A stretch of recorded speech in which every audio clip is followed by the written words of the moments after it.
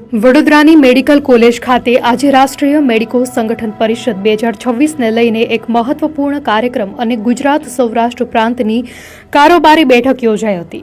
કાર્યક્રમની શરૂઆત એનએમઓ મંત્ર અને દીપ પ્રાગટ્ય સાથે થઈ હતી।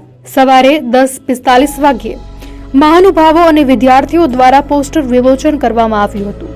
વડોદરા ભાજપના અધ્યક્ષ ડોક્ટર જયપ્રકાશ સોનીએ રાષ્ટ્રીય મેડિકો સંગઠન પરિષદ 2026 માટે સાયકલ યાત્રાનો પ્રસ્તાવ રજૂ કર્યો હતો।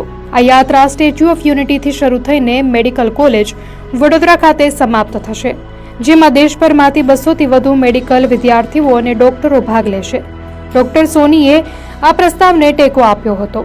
આ કાર્યક્રમમાં એનએમઓના રાષ્ટ્રીય અધ્યક્ષ ડોક્ટર ચંદ્રભાનુ ત્રિપાઠી અને પૂર્વ એનએમસી યુજી બોર્ડ અધ્યક્ષ ડોક્ટર અરુણા વાણીકર મેડમ સહિત 125 વિદ્યાર્થીઓ અને 25 ફેકલ્ટીએ ભાગ લીધો હતો।